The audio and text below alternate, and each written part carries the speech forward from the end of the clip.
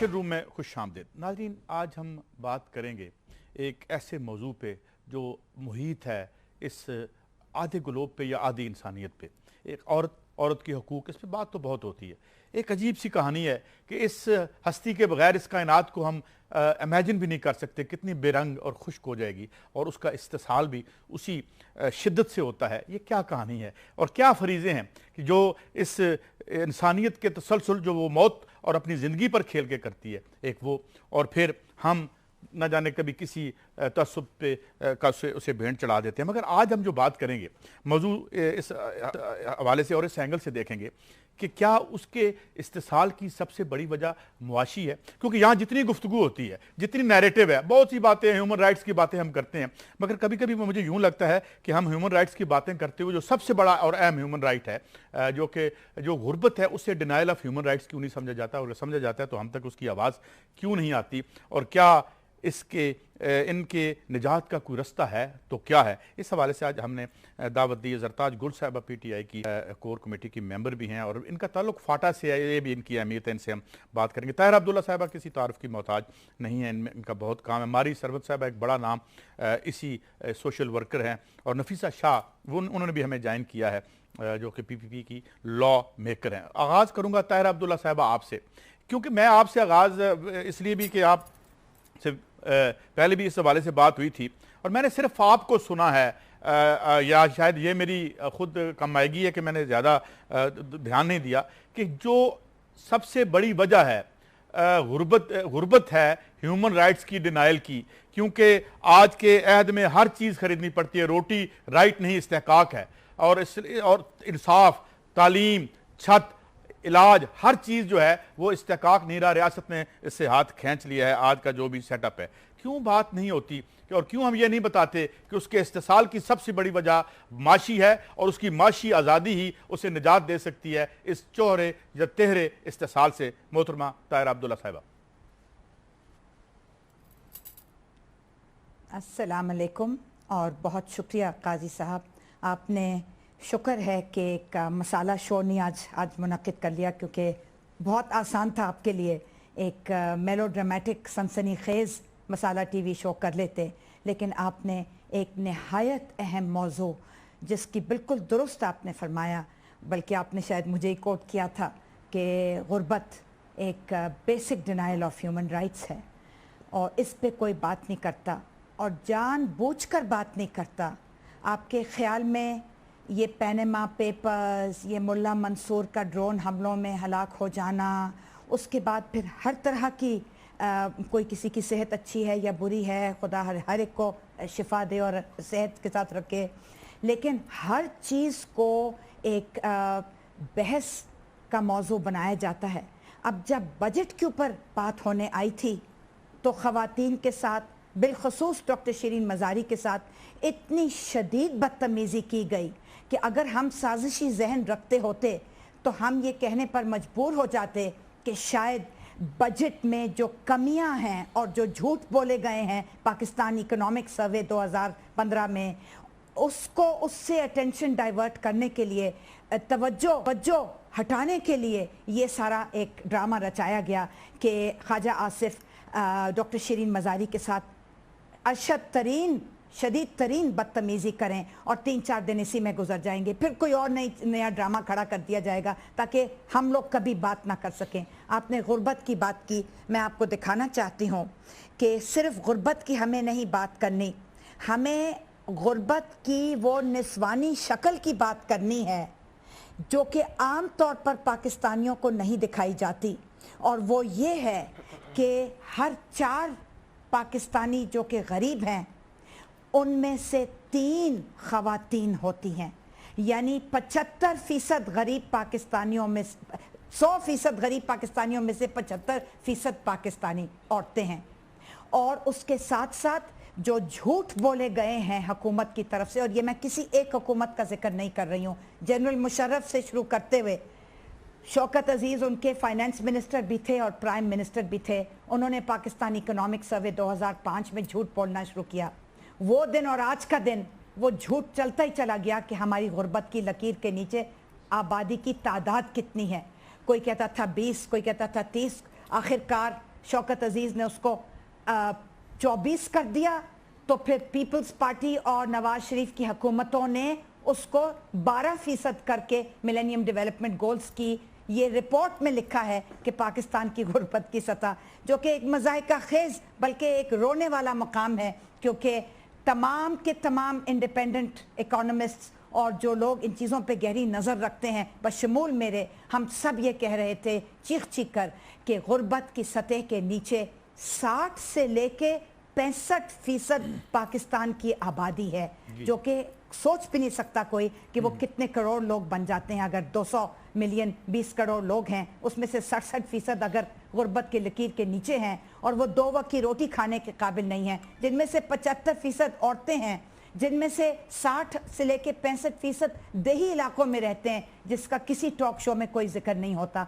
तो आपकी मैं शुक्रगुजार ही कह हो सकती हूँ और आपका शुक्रिया अदा कर सकती हूँ कि आपने आज इस मौजू पर आपने बड़ी इंपॉर्टेंट फिगर दी, ये मेरे पास नहीं थी और मैं शुक्रगुजार हूँ। एक फिगर मैं आपको दूं कि ताज़ा जो गुर्बत की लकीर की इन्होंने बल्कि हातम ताई के मकबरे को डिमॉलिश ही कर दिया है।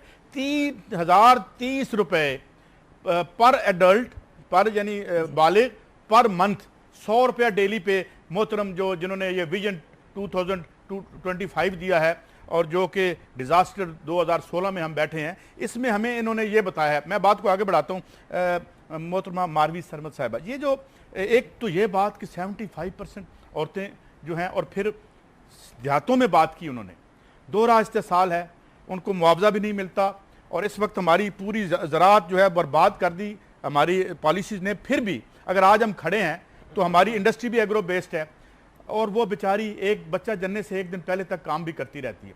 ये क्यों नहीं हम करते, ये इस पे हम बात क्यों नहीं करते? जितनी हमारी सोशल या जो NGOs हैं वो इसको डालती नहीं है कि जी पॉवर्टी है बेसिकली और उसके बगैर कहानी आगे नहीं चलेगी। मोहतरमा मारवी सरमद साहिबा, बहुत बहुत शुक्रिया काज साहब, और मैं ज्वाइन करूंगी ताहिरा अब्दुल्ला साहिबा को आपका शुक्रिया अदा करने में कि आपने इस मौजू के ऊपर, बहुत ही अहम मौजू के ऊपर गुफ्तगू का एहतमाम किया।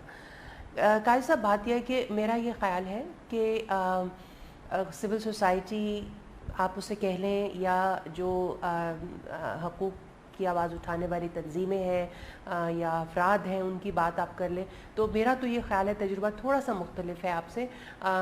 मुझे ऐसे लगता है कि गाहे बगाहे वो उस पर आवाज़ उठाते रहते हैं।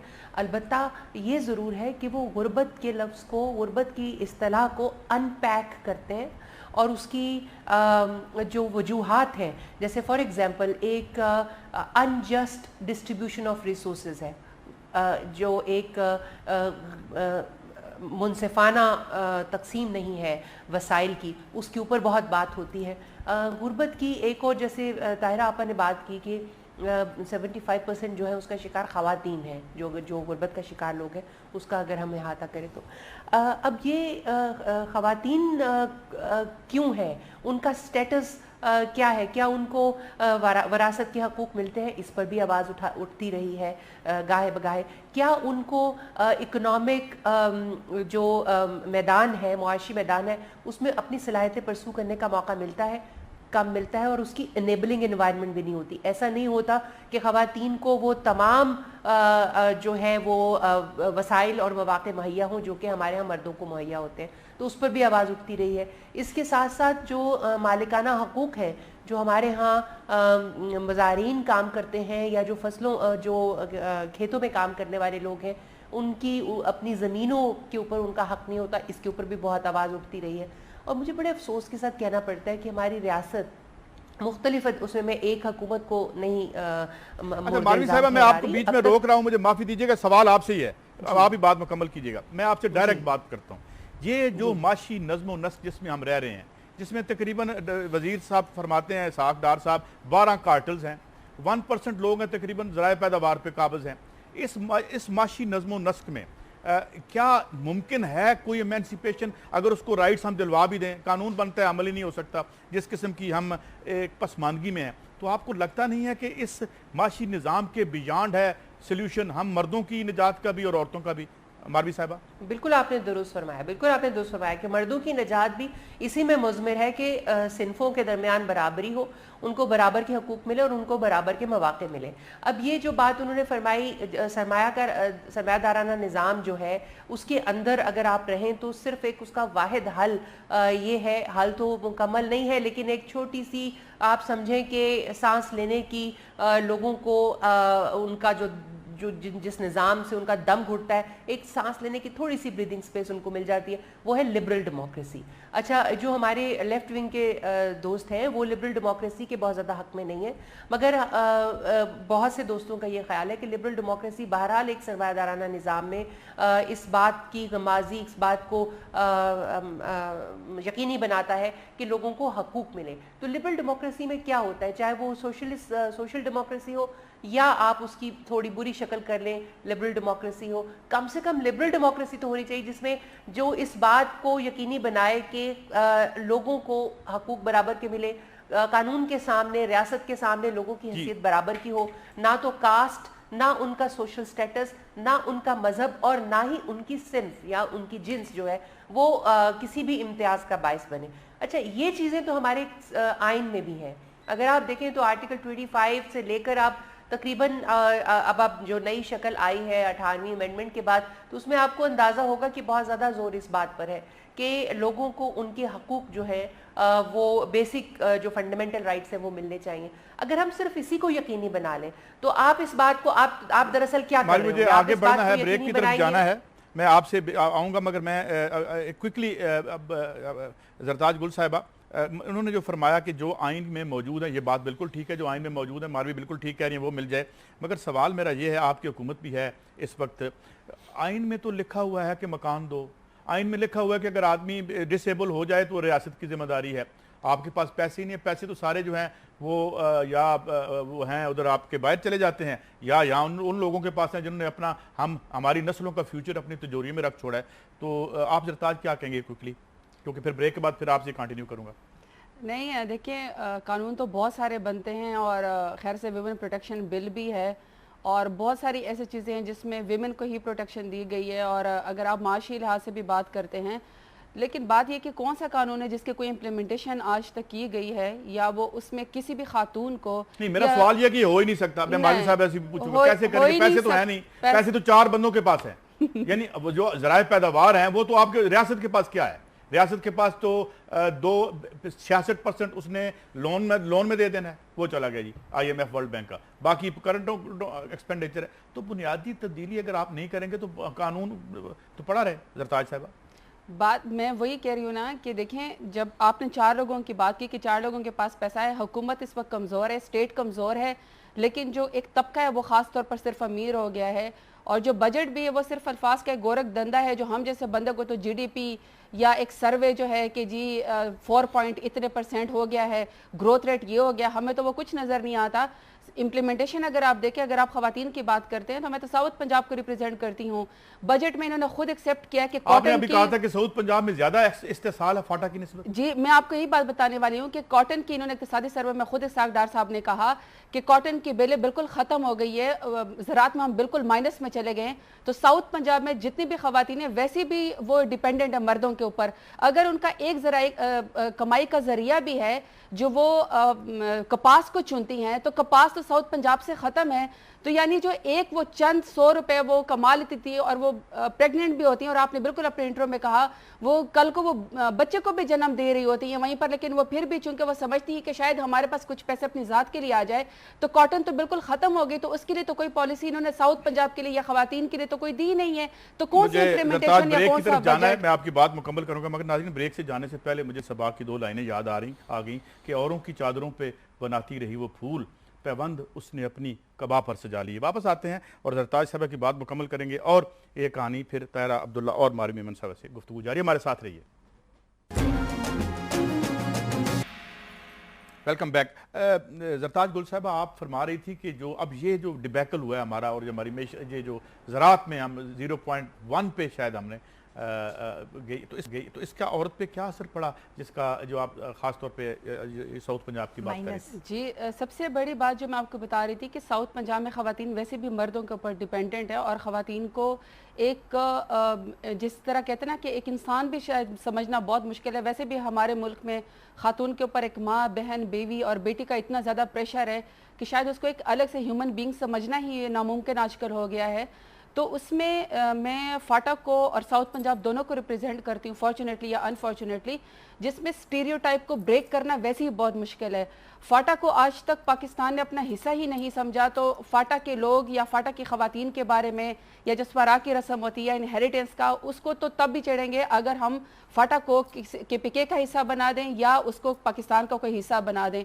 तो वो तो वैसे ही एक खुद ही से ग्रो कर रहा है और खुद ही से कानून FCR अभी तक वहाँ पर चल रहा है। अब रह गई बात साउथ पंजाब की। साउथ पंजाब में सबसे ज़्यादा जो ख़वातीन या तो वो क्राफ्टमैनशिप या जो दस्तकारी करती हैं, या फिर वो जो करती हैं कि भट्टे के ऊपर एक पूरे ख़ानदान काम करते हैं बच्चों समेत, या फिर वो कपास चुनती हैं। कपास की जो गांठें हैं या बेलें हैं वो बिल्कुल साउथ पंजाब से ख़त्म हो गई हैं, तो वो उसमें ज़राअत जो है वो ऑलरेडी माइनस चली गई है। तो साउथ पंजाब में जो एक खातून किसी तरीके से अपने आप को इकोनॉमिकल कर भी रही थी, अब पूरे बजट में, पंजाब के बजट में साउथ पंजाब का अभी तक बजट ही नहीं मालूम, और आगे फिर ख़वातीन का भी नहीं पता कि उन्होंने ह्यूमन रिसोर्सेज के ऊपर कितना काम किया है, या ह्यूमन में या जेंडर डिस्पैरिटी भी कह दें, बच्चों के ऊपर और ख़वातीन के ऊपर कितनी इन्वेस्टमेंट है, अभी तक कोई पता नहीं है इस बजट में। जी मैं जी ताहिरा अब्दुल्ला साहब, मैं आगे बढ़ता हूँ, मगर आपसे आने से पहले हमें नफीसा शाह साहबा ने भी ज्वाइन किया है,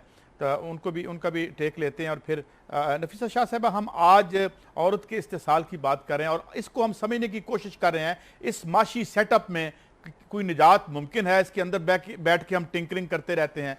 इस मैशियत में पैसे ही नहीं है रियासत के पास, मर्द भी ख्वार, औरत उससे ज़्यादा ख्वार अपनी एक जो जेंडर की वजह से। तो आपको नज़र आता है कि हम जो बात कर रहे हैं कि इस निज़ाम में जहाँ कार्टल्स बैठे हैं, जहाँ पे रियासत सेहत, हेल्थ, इंफ्रास्ट्रक्चर, PST पे टका खर्च नहीं कर सकती, उसमें औरत की कोई निजात हो सकती है? नफीसा शाह साहिबा। देखिए, पॉलिटिकल विल की ज़रूरत है। इस वक्त आप देखें कि पिछले 1 महीने में अनप्रेसिडेंटेड जो है ख़वातीन के साथ जुल्म हुआ है। 3 बच्चियां जो हैं हमारी, वो मैं समझती हूँ वो शहीद हैं, वो ज़िंदा हैं, उनको जलाया गया है, और ये अनप्रेसिडेंट है। मैंने ऐसे वाक़यात जो है, ये क्या हो रहा है हमारे माशरे में। लेकिन बेहसी जो है, मैं समझती हूँ रूलिंग एलीट और हमारी पॉलिसी साजी में है। हम औरत के नाम पर लफाजी तो बहुत करते हैं, और इस आज की बजट, हमारी जो बजट तकरीर है, आप देख लें कि पूरे बजट में कहीं भी ख़वातीन का जो है बजट उनको नहीं दिया, लेकिन हाँ लफाजी ज़रूर की है। एक पैराग्राफ उन्होंने जेंडर बजटिंग के बारे में बताया, क्योंकि ये एक डोनर टर्म है। वो समझते हैं कि डोनर्स सुन के बड़े खुश होंगे, IMF सुन के बड़े खुश होंगे कि हाँ जी जेंडर बजटिंग की बात हुई, लेकिन रखी एक कौड़ी भी नहीं है उन्होंने ख़वातीन के ऊपर। विमेन प्रोटेक्शन बिल अच्छी बात है, पंजाब ने पास किया है, सिंध ने पास किया है, बाकी सूबों ने भी किया है, लेकिन उसको अमल दरामद करना चाहिए। लेकिन आप आज देखें कि हम लोग पार्लियामेंट में स्ट्रगल कर रहे हैं कि हमारे ख़िलाफ़ जिस किस्म की ज़बान इस्तेमाल हो रही है। और मुझे अच्छा लगा कि हमने एक स्टैंड लिया, और बिला आखिर ख्वाजा आसिफ, जो मुझे नहीं लग रहा था कि वो माफ़ी मांगेंगे, लेकिन उन्होंने माफ़ी मांगी है। हम चाहते थे कि वो उनसे आधी माफ़ी मांगी है उन्होंने, वो मैंने आपने पढ़ा है उनका वो स्क्रिप्ट, आधी मांगी है, लेकिन ये भी एक स्टेप फॉरवर्ड है, क्योंकि ये वो उस किस्म के क्लास के पॉलिटिशियंस हैं जिनको हम कहते हैं कि उसमें मेल शोविनिज्म है इनमें। इनकी ट्रेनिंग में मैंने ये इनको पहली दफ़ा नहीं कई दफ़ा देखा है कि वो जब उनकी ज़बान जो है वो प्रॉपर नहीं है, पार्लियामेंट्री नहीं है।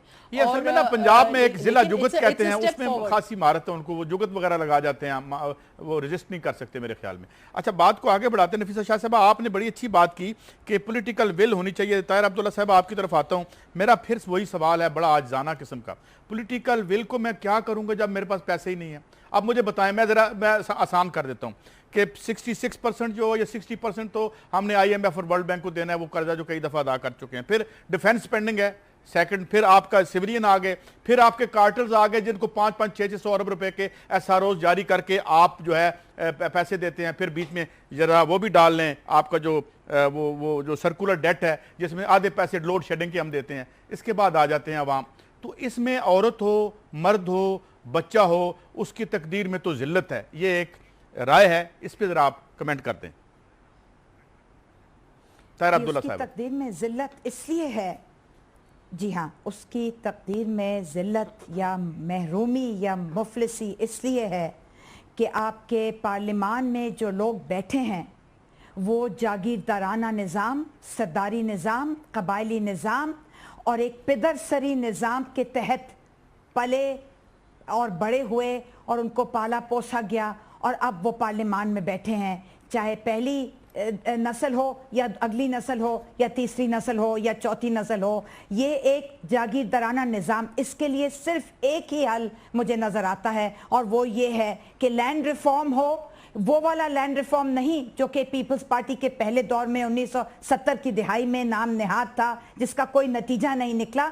हम सही किस्म का लैंड रिफॉर्म चाहते हैं जो कि होता हुआ, जिस तरह के अदल व इंसाफ नजर आए किया जाए और नजर होता हुआ भी नजर आए, इसी तरह लैंड रिफॉर्म किया जाए और उसका अमली तौर पर नतीजा निकलता हुआ नजर आए। एग्रीकल्चर इनकम टैक्स, मुझे मालूम है कि 18वीं आईनी तरमीम के नीचे ये अब एक सूबाई मामला है, लेकिन इसको शुरू, ये जो मछली होती है ये सर से गलना सड़ना शुरू करती है। इसी तरह अगर कोई अच्छी मिसाल कायम करनी हो तो वो भी सर से करनी पड़ती है। तो जब तक पार्लियामान में इस तरह की कानून साजी नहीं होगी, ना औरतें ना मर्द गुर्बत से नहीं निकलेंगे। एक होती है गुर्बत जिसका ये बार बार हर हुकूमत में, ये मैं किसी एक हुकूमत का नाम नहीं लेना चाहती, चाहे वो फौजी आमिराना डिक्टेटरों का दौर हो या चाहे वो सो कॉल्ड एक जमहूरी मुंतखब हुकूमतें हों, सब की सब गुर्बत के लिए गलत किस्म की डेफिनेशंस और उसकी तारीफ करके गोल पोस्ट को तब्दील करके अपने अपने मफाद के लिए, अपने फ़ायदे के लिए गुर्बत की लकीर करते हैं। सबसे बुरा काम शौकत अजीज़ ने किया जनरल मुशर्रफ के नीचे। उसके बाद पीपल्स पार्टी के 5 साल गुजरे, उन्होंने भी पाकिस्तान इकोनॉमिक सर्वे में हमें 1 साल भी गुर्बत का के फिगर्स नहीं दिए, और बल्कि मिलेनियम डेवलपमेंट गोल्स की जो रिपोर्ट थी वो झूठ का पलंदा थी, लेकिन उसमें PMLN और PPP दोनों के दोनों बराबर के शरीक थे इस झूठ में। अब हम चाहते हैं कि बेनज़ीर इनकम सपोर्ट प्रोग्राम की जगह, जिसमें औरतों को 1200 रुपए माहवार देकर गुर्बत को बढ़ावा मिलता है, डिपेंडेंसी को बढ़ावा मिलता है, चैरिटी को बढ़ावा मिलता है, वोट्स के लिए एक इंश्योरेंस पॉलिसी को बढ़ावा मिलता है। हम चाहते हैं कि बेनज़ीर इनकम सपोर्ट प्रोग्राम के बजाय तालीम और सेहत पर जोर दिया जाए। ये जो एग्रीकल्चर, जो ज़राअत पेशा ख़वातीन देही इलाकों में काम करती हैं ज़राअत में, उनको रजिस्टर किया जाए, उनको लेबर के तौर पर, वर्कर्स के तौर पर formal labour force, Pakistan labour force survey के अंदर उनको रजिस्टर करके लाया जाए। इसका फ़ायदा ये होगा कि उनको सोशल सिक्योरिटी मिलेगी, सेहत और तालीम के बेनिफिट्स मिलेंगे, उनको वर्कर्स वेलफेयर फंड मिलेगा, EOBI में पेंशन्स मिलेंगे ओल्ड एज बेनिफिट इंस्टीट्यूशन के तहत, और सबसे बड़ी बात यह है कि उनको मजदूर और कारकुन और ज़राअत पेशा ख़वातीन के तौर और मर्दों के तौर पर समझा जाएगा। कुछ उनको अपने GDP के आदाद और शुमार में शामिल किया जाएगा। इस वक्त तो वो शामिल ही नहीं है, खास तौर पर देहाती और घर मजदूर ख़वातीन को भी शामिल किया जाएगा। और जहाँ जिक्र आता है फेडरल बजट का, मुझे ब्रेक की तरफ जाना है, जब मैं आऊंगा और मारवी सरमद साहिबा से बजट का मैं जुमला मुकम्मल कर लूं, प्लीज मुकम्मल कीजिए। वहां पर मुकामी हुकूमतों का जिक्र करना जरूरी है। ठीक, मुकामी हुकूमतों की बात करेंगे, मगर नुकता अभी उठाया ये नफीसा शाह साहबा से हमें सवाल पूछने, मगर पहले मैं मारवी सरमद साहिबा की तरफ आऊँगा और पूछूंगा कि ये खैरात का सिलसिला तो बंद करें। आइन में कहीं नहीं लिखा आपने हमें खैरात देनी है, हमारे राइट्स हैं। तो ये जो बेनज़ीर इनकम स्पोर्ट्स की भी बात हुई जिसको PMLN ने भी जारी रखा, तो क्या as a matter of right हमें नहीं देंगे? हम तो जमहूरी ऐद में रह रहे हैं, तो जमहूरी ऐद में जमहूरियत की तजलील क्यों? इस पर बात करेंगे जब वापस आएंगे, हमारे साथ रहिए। Welcome back. मारवी सरमद साहिबा, मैं बिल्कुल आपसे इत्तफाक करता हूं कि हमें कोई भी जगह खाली नहीं छोड़नी चाहिए। जहां पे इनहेरिटेंस का मसला है वहां भी लड़ाई वेज करनी चाहिए, मगर मैं सवाल आपसे ये कर रहा हूं कि यहाँ मामला ये है कि एक कोई तीसरे दर्जे का मुलाजम IMF का जो सेक्शन अफसर टाइप बजट बना देता है, हम यहाँ आके ऐलान फरमा देते हैं उसका कि जनाब लो जी बजट आ गया। एक बात सवाल मेरा आपसे ये है कि जहाँ हमें वो फाइट नहीं छोड़नी चाहिए जो आपने बात की, साथ साथ हमें कोई पॉलिटिकल मूवमेंट्स चाहिए कि इन कार्टल्स को जो है वो ओवरथ्रो करें। दुनिया में ऐसी तहरीकें इवन यूरोप में चल रही हैं। आप बर्नी सैंडर्स को देखें वो क्या हुआ, या जेरेमी कॉर्बिन को देखें, तो आप समझते नहीं है कि हमें बेसिकली पॉलिटिकल मूवमेंट्स चाहिए और अपने लीडर तलाश करने पड़ेंगे। मारवी सरमद साहिबा। शुक्रिया काजी साहब। असल में बात लीडर्स की भी उनकी भी है किसी हद तक, मगर मुआशरे के अंदर जो एक अवेयरनेस का मयार होता है, स्टैंडर्ड होता है, वो उसकी भी एक बात है। हमारे यहाँ तो लोग अपनी एग्जिस्टेंशियल प्रॉब्लम्स में इस कदर उलझे हुए हैं कि आप ये देखिए कि जो बुनियादी हुकूक के जो मामलात हैं उन पर भी जब हम कॉल देते हैं तो 10, 12, 15, 20 लोग ही बाहर आ पाते हैं, उससे ज़्यादा नहीं। हालांकि आप ये देखिए कि जब ख़वातीन बच्चियां रेप होती हैं, 5 साल की बच्ची 2-3 साल पहले आपको याद होगा कि लाहौर के मुगलपुरा के इलाके में 4-5 साल की बच्ची को रेप किया गया था। उस वक़्त वो इस सोसाइटी इतनी शॉक थी उस वक्त, लेकिन उस वक्त भी बाहर नहीं आ पाए थे लोग उस तरह से। ये जो आपने मुआशी नाहमवारी का जिक्र किया और अभी जिक्र आया बेनज़ीर इनकम सपोर्ट प्रोग्राम का भी, तो मैं ताहिरा अब्दुल्ला साहबा का कंसर्न शेयर ज़रूर करती हूँ, लेकिन मैं इसको थोड़ा सा एक दो-धारी तलवार कंसिडर करते हुए सिर्फ ये अर्ज़ करना चाहती हूँ कि इसको थोड़ा सा एहतियात के साथ हमें इसके ऊपर चलना होगा। उसकी वजह यह है कि जो गुर्बत का लेवल है हमारे यहाँ, उसमें हम ये आपको याद होगा कि बेन कासन जो उनके रिप्रेजेंटेटिव नॉमिनी थे, ये रिप्रेजेंटेटिव्स के अंदर जो है बहस थी कि क्या लोग इससे, अगर लोगों को डायरेक्ट कैश ट्रांसफ़र की जाएंगी तो क्या लोग उससे डिपेंडेंट हो जाएंगे या नहीं।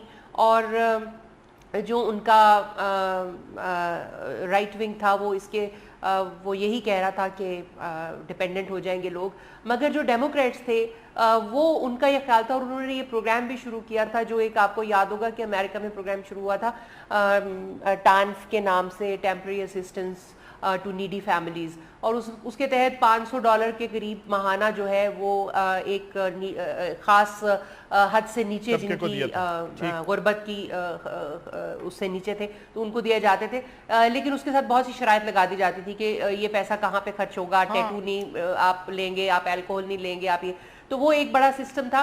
मैं ये चाह रही थी कि ये दुनिया में बहुत सी जगहों पर ट्राई किया गया है, ख़ास तौर पर जो सोशलिस्ट लीनिंग रखने वाली जमातें हैं, जैसे ल्यूला जो थे ब्राज़ील में, उन्होंने ये ट्राई किया था, उन्होंने एक प्रोग्राम शुरू किया था और बड़ा कामयाब प्रोग्राम रहा था। ये पुअरेस्ट ऑफ द पुअर के लिए ऐसे प्रोग्राम्स होने लाजमी है। हाँ, इनको आप कनेक्ट कर दीजिए उनकी तरबियत के साथ, कि कोई हुनर दीजिए, कोई तरबियत दीजिए, मौके क्रिएट कीजिए, और साथ में हमारे यहाँ अगर हमारे कॉन्टेक्स्ट में आप ये भी कर सकते हैं कि उस खातून को मिलेगा जो सर्टिफिकेट जमा कराएगी अपने बच्चों की पोलियो ड्रॉप्स देने का। फॉर एग्जांपल एक मिसाल दे रही हूँ कि जो हमारे मसाइल ज़्यादा हैं जहाँ से उनको, और ये भी देखिए हेल्थ का मसला भी गुर्बत ही का शाखसाना होता है कि ये भी स्टडीज़ आ चुकी हैं कि हेल्थ का मसला गुर्बत के इंडिकेटर्स में से एक है, बहुत से इंडिकेटर्स में से एक है कि हेल्थ की जो है वो उनको फैसिलिटीज़ अगर अवेलेबल भी हो तो उनकी उससे इस्तेफादा नहीं कर सकते। यानी आपकी बात आ गई, यानी सर मारवी साहिबा आपने ये कहा कि कैपेसिटी बिल्डिंग करें, खैरात ना दें। मैं नफीसा शाह साहिबा से भी पूछूंगा, मगर मैं चूँकि अब आता हूँ जरताज गुल साहिबा, एक जो उन्होंने बात की, अभी आपने एक पोलिटिकल मूवमेंट बनाई, इमरान खान साहब लोगों को बाहर लेके आए, पीपल्स पार्टी इतनी बड़ी एक पार्टी थी, कोई टेस्ट ट्यूब पार्टी नहीं थी, उसने बहुत बड़ी तब्दीली इस मुल्क में लाई, अवाम को निकाला। जुल्फकार अली भुट्टो, अभी 18 अक्टूबर की बात है 2007 को, अंगुश्त बददार रह गए लोग जब कराची में बेनज़ीर आई, और फिर तो आप समझती हैं कि हमें पॉलिटिकल मूवमेंट्स ये भी करें, मैं ये नहीं कह रहा जो मारवी साहिबा कह रही हैं, लेकिन कोई निजात नहीं है जब तक आपकी लीडरशिप आपके तबके से नहीं होगी और आपके तबके की नज़रों से मसाइल को नहीं देखेगी। जरताज गुल साहिबा देखिए, थोड़ा सा मुझे टाइम दे कल साहब, जो पॉलिटिकल मूवमेंट होती है या जो शुरू होती है, अभी आपने बजट के लिहाज से भी ख़वातीन से बात की कि पॉलिटिकल विल ही नहीं है, 4 लोगों के पास पैसा है और बाकी तो हम सब गरीब हैं। तो क्या अगर उस खातून के लिए, वो तो चलो हम स्ट्रगल करते रहेंगे कि उसको इकनॉमिकली इंडिपेंडेंट बनाएं, मैं ये पूछना चाहती हूँ कि क्या वो ख़वातीन जो अपनी एग्जिस्टेंस की जंग लड़ रही है, मैं माशी की बात नहीं कर रही हूँ, मैं वो एक पर्सनैलिटी जो खातून रखती है और वो एक किसी ग्राउंड पे अपने आप को मनवाती है, पढ़ी लिखी खातून की मैं बात करती हूँ, और आप एक पढ़ी लिखी खातून की पार्लियामेंट में बजट के नाम को डिट्रैक्ट करने के लिए, जो बिल्कुल ताहिरा अब्दुल्ला ने कहा, मैं बिल्कुल इस बात को मानती हूँ, आपने एक खातून को एम्बेरस किया, एक पढ़ी लिखी खातून को उसकी आवाज़ के ऊपर या उसके कपड़ों के ऊपर या किसी की शक्ल के ऊपर या कोई उसके हुलिये के ऊपर आप एक पढ़ी लिखी खातून को इस तरह टॉर्चर कर रहे हैं, और आप समझते हैं कि इससे जी मैं शायद मेरा शायद बहुत बड़ा एक मुझे ऑनर किया जाएगा। तो एक खातून को हम इकोनॉमिकली तो वैसे ही डिस्टर्ब कर रहे हैं, हम मेंटल भी टॉर्चर कर रहे हैं जो खवातीन आगे आने की कोशिश कर रही हैं। और मैं ये नफीसा शाह जो पीपल्स पार्टी की MNA, मैं उनका शुक्रिया अदा करना चाहती हूँ कि उन्होंने ये चीज़ नहीं सोची कि वो पीपल्स पार्टी की हैं या वो PTI की हैं या वो किसी भी पार्टी से, वो एक खातून खड़ी हुई हैं और उन्होंने अपना एक स्टेचर बुलंद किया और उन्होंने शीरी मज़ारे की खातिर फाइट की और उन्होंने ख़वातीन के लिए बात की। मैं इस चीज़ को बड़ा अप्रिशिएट करती हूँ। और साथ ही साथ मैं ताहिरा अब्दुल्ला साहब की बात को इन्होंने एक बड़ी खूबसूरत बात की कि वो ख़वातीन जो उसमें कुछ काश्तकारी में या कॉटन में किसी भी फील्ड में काम करते हैं, उनको रजिस्टर करके लेबर का एक दर्जा दिया जाए। तो मैं हैरान हूँ कि हमारे पास इस तरह के लोग मौजूद है जिनका जहन इस तरह काम करता है। थिंक टैंक्स मौजूद है, उनसे कोई भी नहीं पूछता जब बजट बनाया जाता है। बजट एक IMF से लेकर ब्यूरोक्रेट्स या एक वो जो एक चार्टर्ड अकाउंट है वो कमरे में बैठ के बना लेते हैं और इन थिंक टैंक से कोई पूछता ही नहीं है। मजे की बात यह कि हमने खवातीन को क्या लेबर का दर्जा देना है? जिंदा खवातीन पटवार खाने में मुर्दा हैं। खवातीन को जब वो जाती हैं अपना हक लेने के लिए, इक्का दुक्का कोई गलती से खातून पटवार खाने में पता चलता है कि उसको तो उसके खानदान वालों ने, आप पंजाब में जिंदा मिसाल इस तरह मौजूद है कि वो खातून मुर्दा वहां पे लिखवाई हुई है और वो ये साबित करने में पूरी उम्र गुजार देती है कि नहीं जी मैं जिंदा हूं और ये मेरा राइट है। तो इस तरह के माशरे में तो हम रह रहे हैं। अब मुझे नहीं पता कि ये स्ट्रगल हम कितने देर जारी रखेंगे, लेकिन जो मिसालें हमारे आगे आनी थी, जिन खवातीन को हमने आगे प्रेसिडेंट बनाना था, उन्हीं को हम टॉर्चर करके इस तरह के, मेरी वालदा ने मुझे कहा जब शीरी मज़ारी के बारे में बात की गई, मेरी मदर ने मुझे कहा कि तुम इतनी यंग हो, तुम इस तरह के पार्लियामेंट में जाना चाहती हो। लेकिन थैंक्स अल्लाह ताला का बहुत शुक्र है कि वहाँ पे नफीसा शाह जैसे कोई खातून खड़ी थी और उन्होंने उसका साथ दिया। खराज तहसीन पेश करते हैं और नफीसा शाह साहब आपकी तरफ आता हूँ। सवाल मेरा ये, एक तो पहले ज़ाहिर है ये आफ्टर ईयर भी बात कर रही थी कि आपने बड़ा वैलियंटली किया, मगर यह है कि अच्छी बात है औरत के तौर पे भी सोचें। मैं जो सवाल उठा रहा हूँ ये कि हमें एक तबके के तौर पे भी सोचना चाहिए। आपकी पार्टी ने सबसे पहले तबकात की बात की इस मुल्क में और इस मुल्क की तारीख का रुख इस अंदाज में मोड़ा कि आज इस बुरे भले वक्त में भी आप उसी तरह खड़े हैं और रियासत ने कितनी कोशिश की कि आप मादूम हो जाएं, नहीं हो पाए। तो क्या हमें उस तबके के साथ फिर खड़ा नहीं होना पड़ेगा? क्योंकि उस तबके का मर्द भी ख्वार है, औरत भी ख्वार है, 48% बच्चों की ग्रोथ स्टंटेड है, एक माजूरों की आधी कौम, हम जवान नहीं होंगे, वो बचपन से बुढ़ापे में चले जाएंगे। क्या कहेंगी आप नफीसा शाह साहिबा? देखिए, ख़वातीन की जहाँ भी ख़वातीन के हुकूक़ के लिए जदोजहद हुई है या माइनॉरिटीज़ के लिए जदोजहद हुई है या आइडेंटिटीज़ के लिए जदोजहद हुई है या गरीब के लिए जदोजहद हुई है, वो तकरीबन लेफ़्ट की जमातें हैं। और ये कॉज़ एक ही कॉज़ है, क्योंकि हम तबकाती निज़ाम और वो तबके, उसमें ज़ात, नस्ल, जेंडर, उसमें रिलीजन, इसके ऊपर अगर आप माशरे को तकसीम करें और आप इन ग्रुप्स को डिसएडवांटेज करें, उनको पीछे रखें, तो फिर ये लेफ़्ट की पॉलिटिक्स जो है उसने जन्म दिया।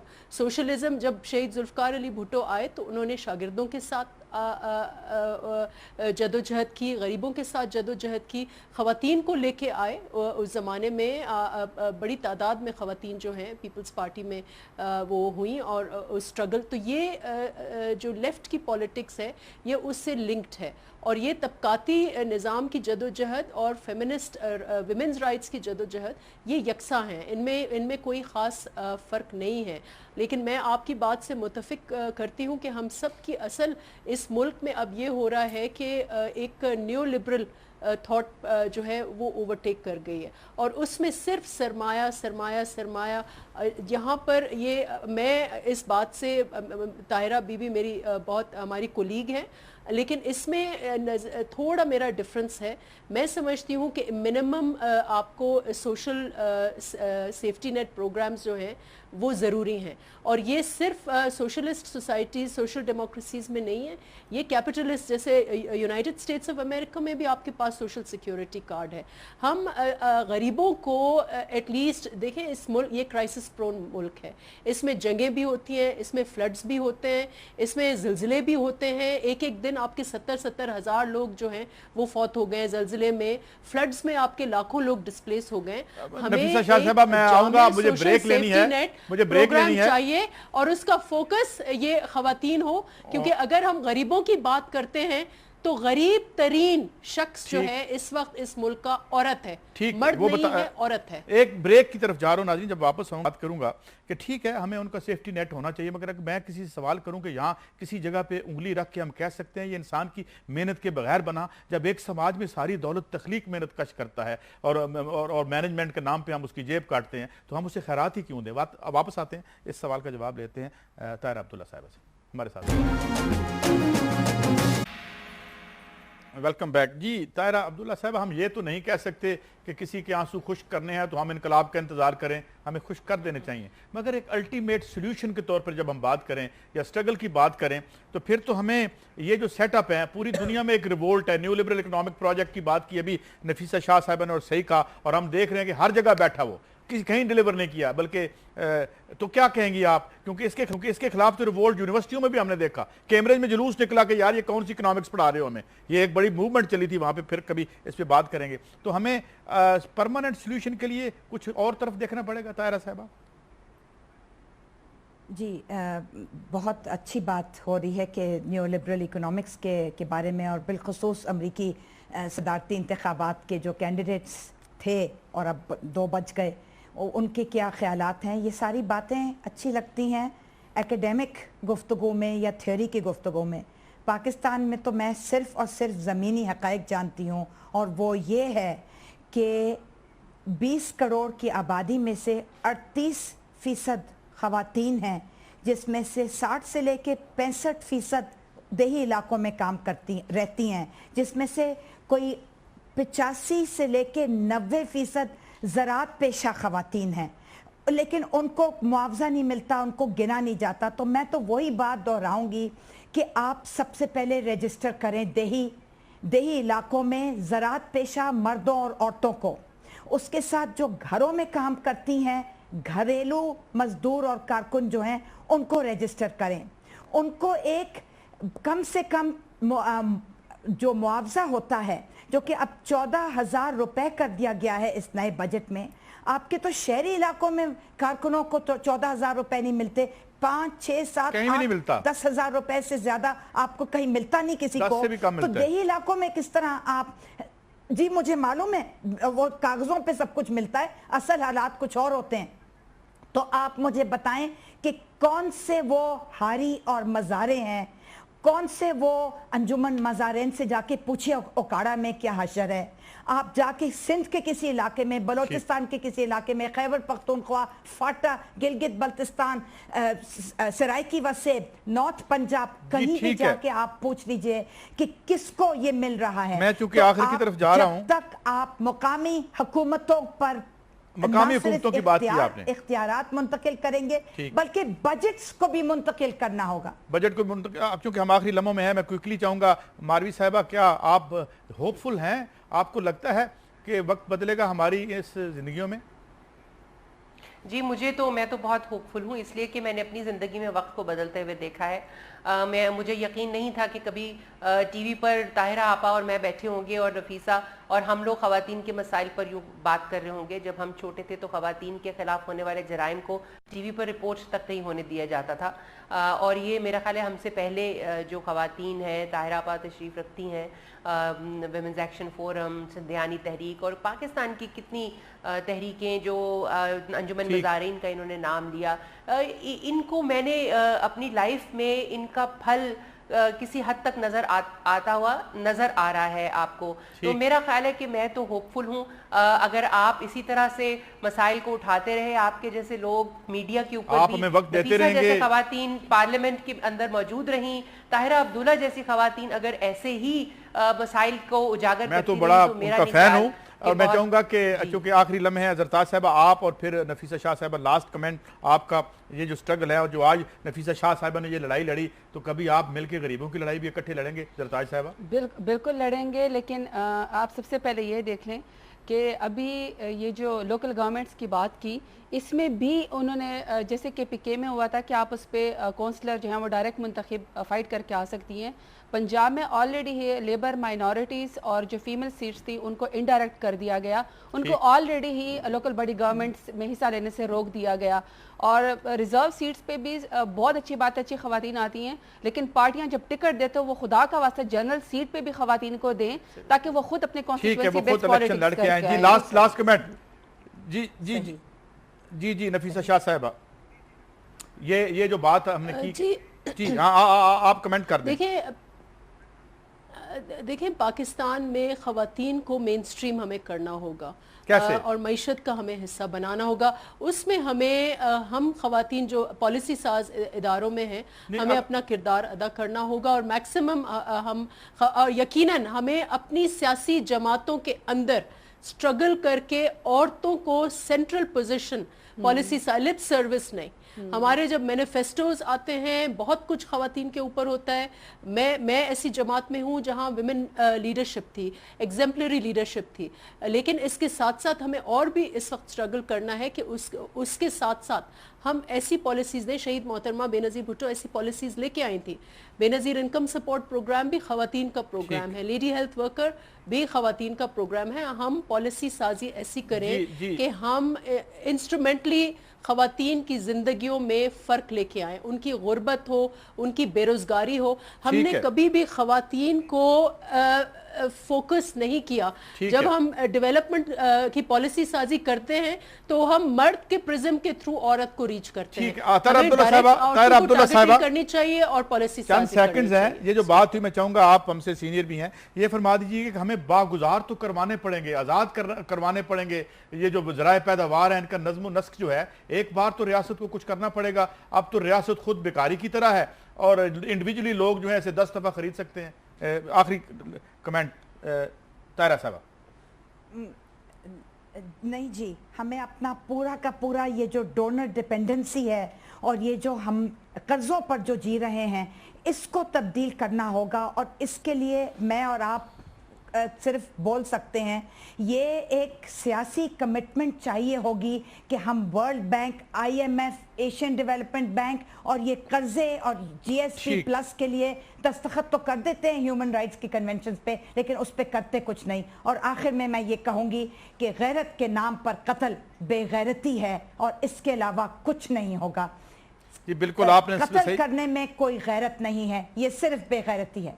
बिल्कुल आपने दुरुस्त फरमाया। और नाज़रीन, हमने ये जो बात की और हमारे इस जो मौजूद पैनल ने जो बात की, मगर सवाल जो ने उठाया कि ठीक है, मारवी साहिबा का भी कहना दुरुस्त है कि हमें स्ट्रगल किसी महाज को अकेला नहीं छोड़ना चाहिए, मगर जो आखिर में बात उन्होंने की कि जिस तरीके से हमारी मैशत इस वक्त हमारे हाथ में नहीं है, हम कोई डिसीजन खुद नहीं कर सकते, कोई टैक्स नहीं लगा सकते, इसको बाजियाब करवाने के लिए सियासत चाहिए, सियासतदान चाहिए, सियासी तहरीकें चाहिए और ऐसे सियासतदान चाहिए जो इस तबके के दर्द को समझें, ना कि अपने सर दर्द का इलाज कराने के लिए बाहर चले जाएं, बल्कि कभी वो PIC में जाके देखें कि मरीज़ का क्या हश्र होता है। देखते रहिए चैनल 24। वक्त ख़त्म हो चला और फिर आपसे मुलाकात होगी अगले हफ्ते। अल्लाह हाफिज़।